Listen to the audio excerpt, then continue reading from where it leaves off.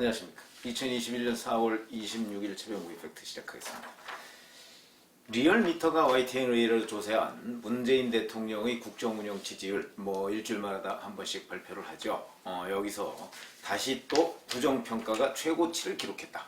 이런 결과가 나왔는데 그 결과와 함께 특히 20대가 폭락했다 그러는데 그 이유가 뭐고 왜 20대는 문재인 대통령에 대한 부정평가 대열에 특히 20대 남성의 경우에 합류를 했다가 사실은 여권에서 많은 당근책을 내놓는다고 내놓는데도 불구하고 돌아오지 않는가, 이런 부분을 말씀을 드리겠습니다. 우선 리얼미터 조사에서 문재인 대통령의 긍정평가는요, 일주일 전하고 비교하면 0.9%포인트 내렸습니다. 그래서 33.8%. 그리고 부정평가는 1.5%포인트가 올라서 63%를 기록했고요. 물론 이거는 역대 부정평가 중 최고고요. 모름무응답은 0.5%포인트 내린 3.3%다. 이런 것이고. 근데 부정평가가 이렇게 63%가 되는 것을 가장 견인한 그런 요소가 뭐냐? 20대에서 부정평가가 무려 7.9%포인트가 일주일 만에 올랐습니다. 그 다음에 지역적으로 보면 충청권에서 5.5%포인트가 올랐고요. 무당층 여기에서 5.2%포인트가 올랐다. 그러니까 요소별로 보면 이런 데에서 문재인 대통령의 부정평가 상승을 주도했다. 이렇게 얘기를 할 수가 있고. 그런데 20대의 경우 이제 연령별로 보면 지난주 대비 긍정평가는 5.2%포인트 하락하고 그래서 24.6%가 됐습니다. 부정평가는 7.9%포인트가 올라서 71.1%. 무려 이제 70%가 넘었습니다. 제가 말씀드렸듯이 정치 여론조사에서요. 70%가 넘었다는 얘기는 밖에 나가서 물어보면 거의 그냥 일색인 정도 분위기다. 이렇게 한번 말씀드린 적이 있는데 거의 그런 분위기입니다. 그러니까 20대한테 문재인 대통령 평가를 물어보면 좋게 얘기하는 사람이 거의 없다. 이제는 이런 상황까지 왔다. 그게 현재의 여론조사 결과다. 이렇게 보시면 되겠고. 특히 이제 학생층에 대한 부정평가는 68.6%다. 이런 결과도 별도로 나와 있습니다. 자, 그럼 이 원인이 뭐냐 도대체. 그리고 보궐선거에서 왜 그러냐면 오세훈 서울시장이 이제 박영선 후보와 경쟁을 벌일 당시에도 자 20대에서 30대에서 40대, 30대도 문재인 대통령한테 등을 돌렸고 유일하게 등을 돌리지 않은 연령층이 40대다. 근데 그거는 맞는 것으로 보입니다. 오세훈, 박영선 경쟁에서도 보면 여전히 40대는 박영선 후보가 사실은 서울에서 참패했음에도 불구하고 40대에서는 약간 우세하다. 이런 결과가 있거든요. 출구조사 결과를 보면. 그런 걸 보면 여전히 40대는 문재인 대통령한테 아직도 우호적이다. 이렇게 얘기를 할 수가 있는데 그때부터 20대는 문 대통령한테 특히 20대 남자 그래서 이대남 이런 얘기를 많이 언론에서 하고 있죠. 이대남의 경우에는 문재인 대통령에 대해서 부정적이다 하는 거는 그때부터 있었습니다. 그럼에도 불구하고 지금까지도 여당에서 이제 대선 출마한다고 하는 박용진 의원은 자 앞으로 여성에게도 군사훈련을 시키자. 심지어는 이런 얘기까지 하고 있고요. 그 다음에 일부 여권 의원들이 또 군 가산점 얘기 꺼내고 있고 이런 걸 꺼내고 있음에도 불구하고 20대 남성들의 마음을 돌려놓는 데는 실패한 것 아니냐. 지금 이 시점까지 그렇다. 그게 왜 그러냐 하는 부분을 바로 이제 이러다 보니까 20대 남성들에 대해서 또는 20대 남녀에 대해서 많은 언론들이 분석을 해놨더군요. 왜 이러냐 하는 걸 분석을 하는데 그거를 제가 종합하고 거기에 제 의견까지 추가해서 말씀을 드리겠습니다. 우선 이런 겁니다. 이게 어떤 하나의 이슈 때문에 20대가 이렇게 돌아섰다. 이렇게 보는 거는 문제가 있다는 거죠. 누적된 결과라고 합니다. 누적된 결과. 그러니까 무슨 얘기냐면 여러 분야에서 쌓인 것이 이번 선거 결과로 나타났다. 그런 것이고 이걸 이제 민주당 초선 의원들이 반성문 비슷한 걸 왜 썼었죠? 이번 보궐선거 참패 후에 거기에 보면 이거의 원천을 조국 사태로 얘기를 하고 있습니다. 불공정 이슈가 가장 큰 이유다. 거기서부터 얘기를 했는데 일부 이제 강성 친문들이 막 공격을 하니까 이제 조국 부분은 싹 빠졌죠. 이런 것들이 오히려 상황을 악화시켰다는 것이죠. 아니 20대 정말 20대 사람들은 조국 사태 때부터 나는 문재인 정부에 등을 돌렸어. 이렇게 얘기를 하고 있는데 그걸 지금 민주당의 초선 의원들이 제대로 짚었던 것이죠. 그런데 그렇게 얘기를 했다고 해서 강성 친문들이 그 사람들을 공격하니까 이 사람들은 또 그냥 꼬리 내려버리고 이렇게 되니까 이제 이게 저 당은 반성도 할 줄 모른다. 이제 이런 지적을 받게 되는 것이죠. 그러다 보니까 이제 그런 것이고 그 이후에 윤미향 의원의 정의기억연대 뭐 이런 것들 이 문제도 사실은 뭐 친일 뭐 반일 뭐 이런 논란에 불을 붙였던 것인데 20대는 원래부터 이 친일 반일 논란에는 큰 관심이 없었습니다. 그런데 윤미향 의원이 보였던 여러 가지 그 내로남불 위선 이런 것들이 공정하지 않게 느껴진다. 말로만 정의였던 것 아니냐. 뭐 이런 부분에서부터 조국 윤미향 사태 때부터 계속해서 누적된 결과다. 그런데 현재는 저는 김어준 사태까지 오고 있다고 생각을 합니다. 김어준 사태도 그 정치적 편향성 뭐 이런 것들이 주로 지금 다뤄져야 하는데 정치적 편향성에 관해서 추미애 전 법무부 장관도 가세했죠. 거기다가 지금 5월 2일에 이제 며칠 뒤군요. 며칠 뒤에 민주당 대표가 될 사람들 3사람인데 다 김어준을 두둔하고 있습니다. 김어준이 편향성이 있다 하는 것은 방송통신심의위원회에서 단일 프로그램으로서 6번의 법정 제재를 받았다는 것만 가지고서도 객관적 지표로서 충분합니다. 그런데도 불구하고 이 사람들은 그걸 부정하고 있죠. 이런 부분에 대해서 20대는 그거는 아닌데 우리는 뭐 맹목적으로 문재인 대통령을 지지하지 않는다. 그런데 이 사람들은 그 부분에 관해서 그냥 모른 척하고 오히려 기성세대, 기성민주당 그 지도부는 오히려 김어준을 두둔하고 있습니다. 이렇게 되다 보니까 20대가 더욱더 이 사람들한테 기대할 게 없다. 그래서 이렇게 얘기하는 그 20대 젊은이들도 있습니다. 이런 겁니다. 그러니까 이런 게 정치구나. 내지는 불신, 무관심, 심지어는 이런 것들이 혐오 이런 데까지 이어지고 있다는 것이죠. 그래서 사실은 이 사람들이 어떤 제대로 된 반성문을 쓰고 그거에 따라서 대책을 내놓고 이래도 돌아올까 말까 한데 오히려 지금 뭘 잘못했어 우리가 이런 식으로 적반하장식의 얘기를 하고 있으니까 돌아올 기미가 도저히 없다. 이런 것이죠. 그리고 또 하나의 예로 이런 거 있습니다. 개인보다는 국가를 우선시하는 듯한 태도 뭐 이런 것들도 20대들한테는 굉장히 좋지 않은 감정을 갖게 하는 하나의 요소가 된다.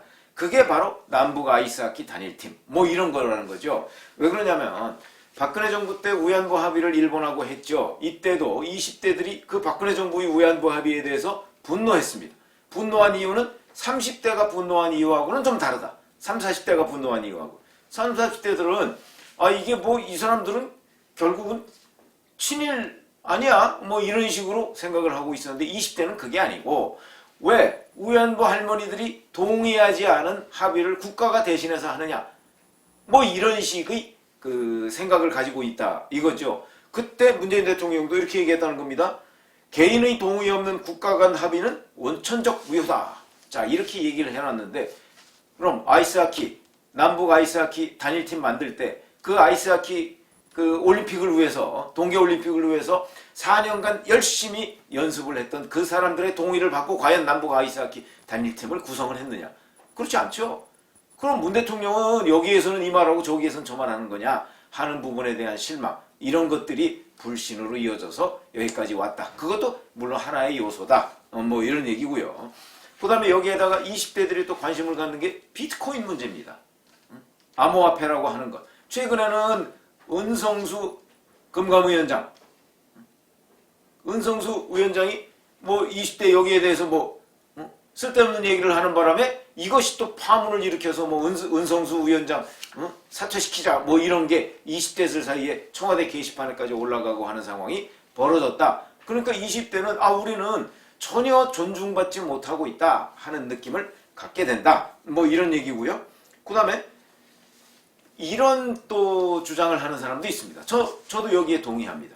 문재인 정부의 그 어설픈 성평등 정책 뭐 이런 것들 때문에 20대 남성들의 상처가 굉장히 깊다는 거죠. 이런 거죠.